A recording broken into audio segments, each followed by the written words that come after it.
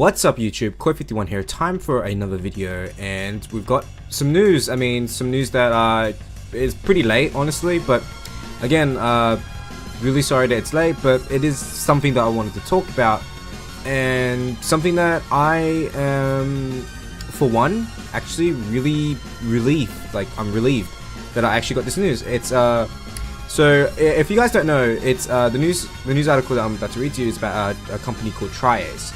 Triace is a group of it's a games development company.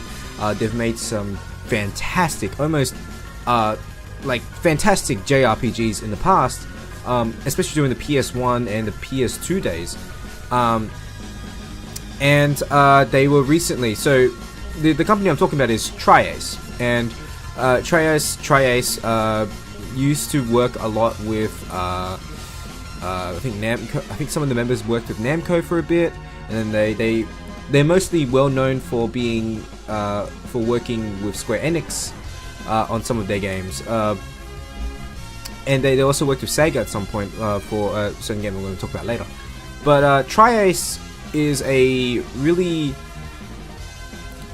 hard one to describe, like this news, because when I heard about the news that Triace had been bought out, they had been formerly working with Square Enix, and then they were bought out by a company called Nepro Japan. My heart sank. I thought, this sucks. This sucks. This company that made such legendary games like Star Ocean and the Valkyrie Profile series, which is still one of my favorite JRPGs to date, just because of the way it handled the game, and it was just an astonishment in the JRPG genre.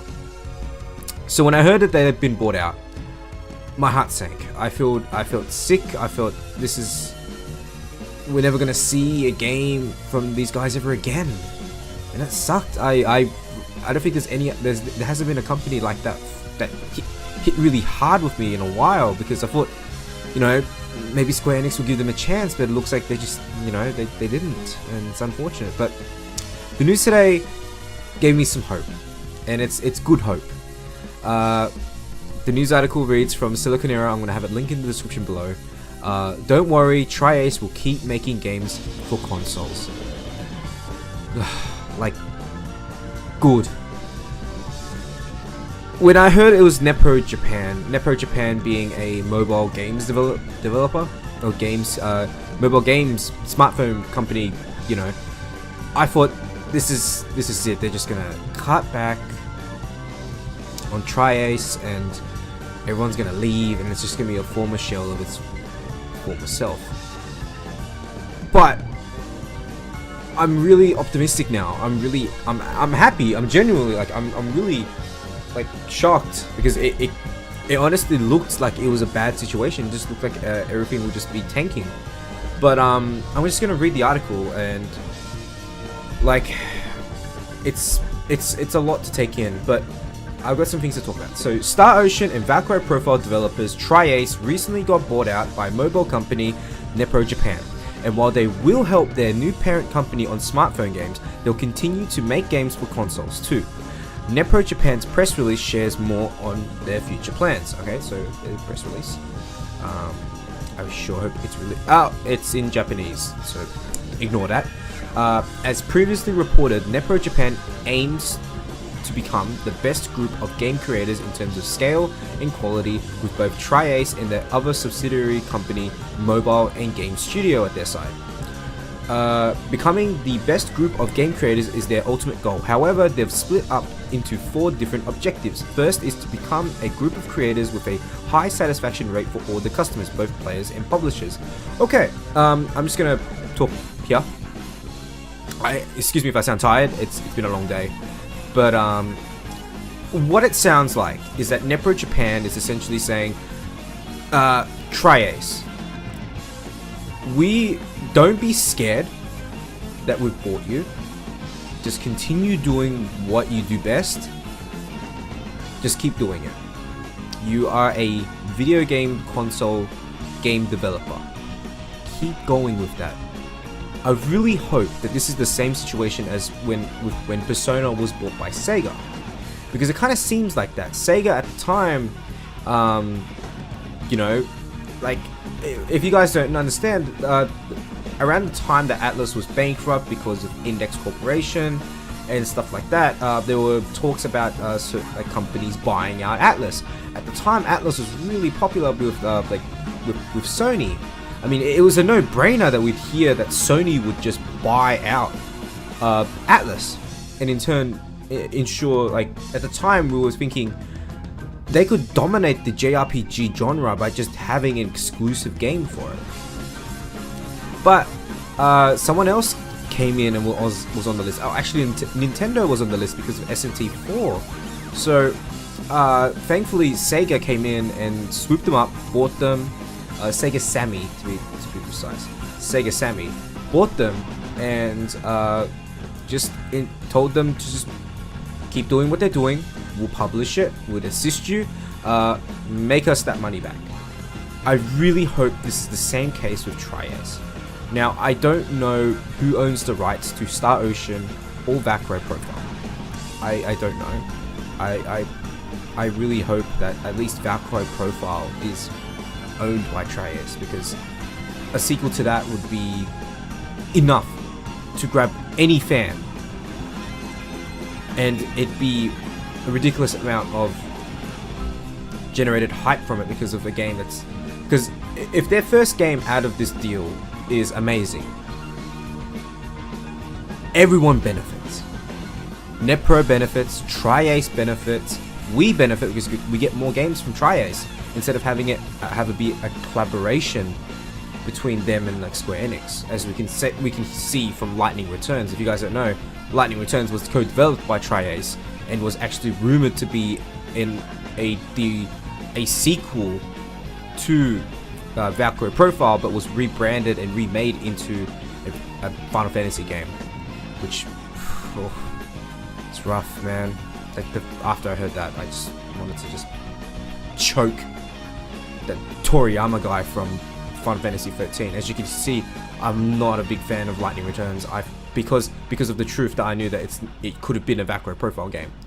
And I digress. I'm gonna keep going.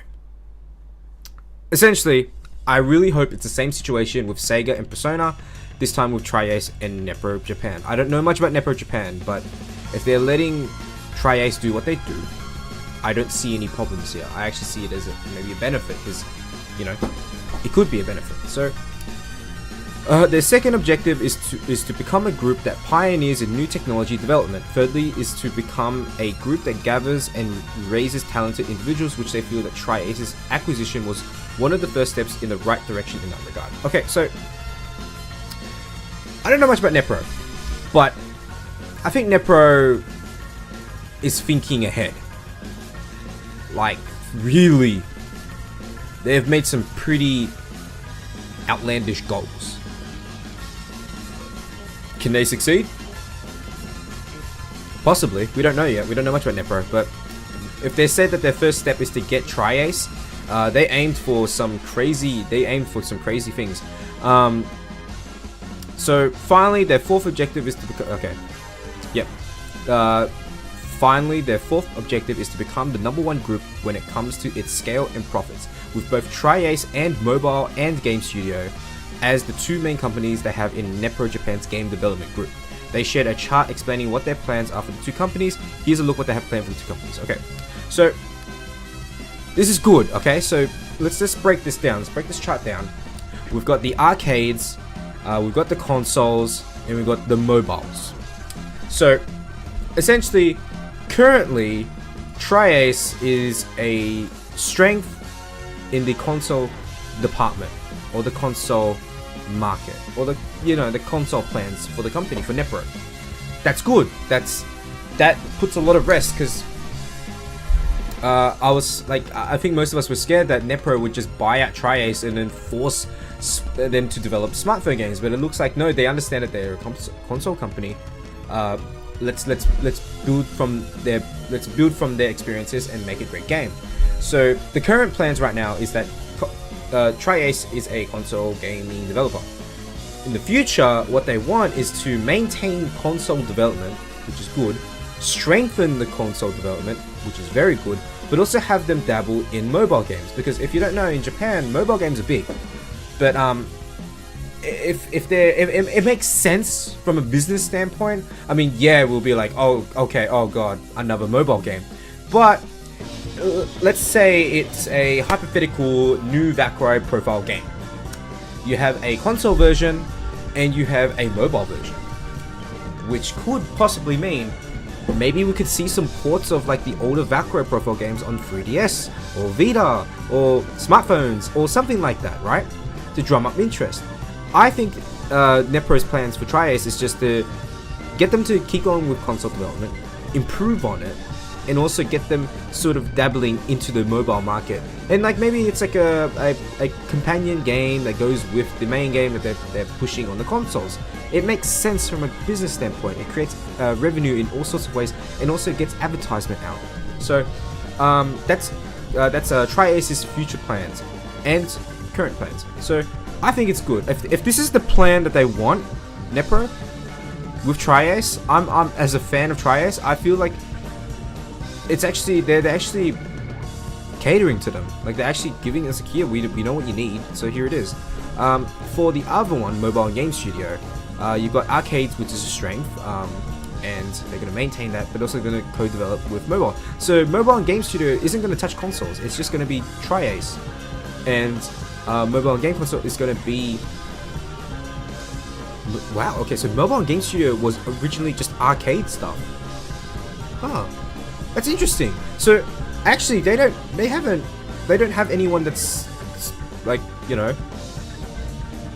I'm kind of losing my mind here. So they have arcades. They want to maintain and strengthen arcades, and they also want them to go to mobile development. It's the same situation, so that's good. As you can see from the chart, Triace specialize at development in console games, and Mobile and Game Studio have experience in the arcade games field. Development field, having worked on titles such as Lord of Vermilion 3. Yo, that's a big deal. Lord of Vermilion 3 is actually a really good game. It's a card. If you guys don't know what Lord of Vermilion is, it's essentially it's like 5-on-5, kind of like a MOBA, but not really. It's a MOBA. Instead of like a controller or anything like that, you use cards and you move those cards on like a plane. Like a paw plane, and that you move your characters using your cards and you attack using them. It's really cool stuff. And the cool thing is they have persona characters in Lord of Vermilion, which is ridiculous considering it's a Square Enix game. So, but the relationship is great. Like the fact that there's persona characters in there is insane. Let's see. With both companies expected to maintain and strengthen what they've been doing up until now, Triace can still be an outsourced studio for console titles. Does that mean they can still work for other companies? I guess so. I really hope Star Ocean comes back. I miss that series a lot. Okay, so if you're wondering just what console games Triace has been involved with, they've been assisting Square with the development of the FF13 series in various capacities. Yes, we know. However, NetPro Japan also aims to have the two companies strengthen their development in mobile titles to take on the challenging market of smartphone games. You know what?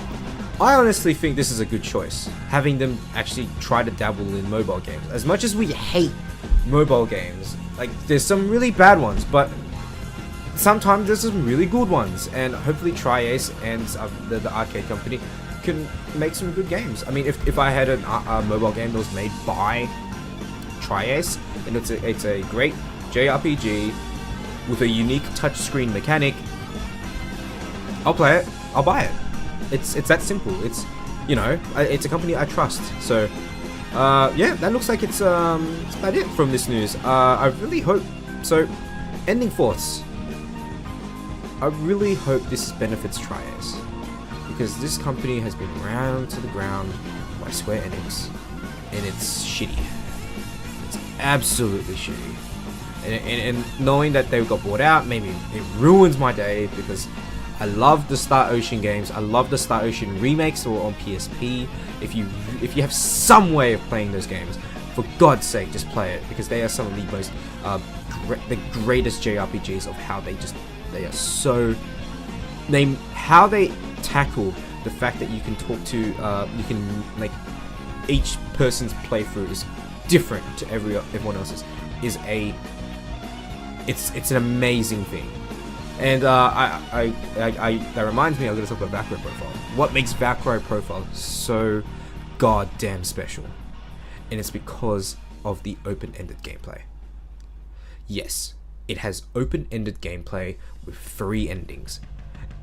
It was a marvel at the time because you could tackle the stages in any way you want, in any order you want, and have them sometimes link with each other and all these things. It's a marvel. It's definitely one of the marvels. If you have access to the PSP one or the PS1 version, get them. Like, seriously, you will not regret it. If you wanted to sink into your teeth a really engrossing RPG story with a great combat system, by the way. I wanted to mention Star Ocean's it's real time, very similar to the Tales of series, and Valkyrie Profile is very like combo based, which is like a fighting game. It's really, really well done. Anyway, that's it from me. I wanted to make this video as soon as I could. Unfortunately, it took a while, but I am staying positive. I really, really want Triace to succeed. I really want this to be the same situation as Persona and Sega. Anyway, what do you guys think in the comments below? I mean, send me a comment, talk to me, like, comment, share, subscribe, all of those good things. Tell me, what are your thoughts, what are your memories of Triace? Mine is the Star Ocean series and the Valkyrie Profile series. I love them to death. I wasn't a big fan of Resonance of Fate, but I admit, it's a pretty cool game. So, anyway, I'll catch you guys later. Koi51 out.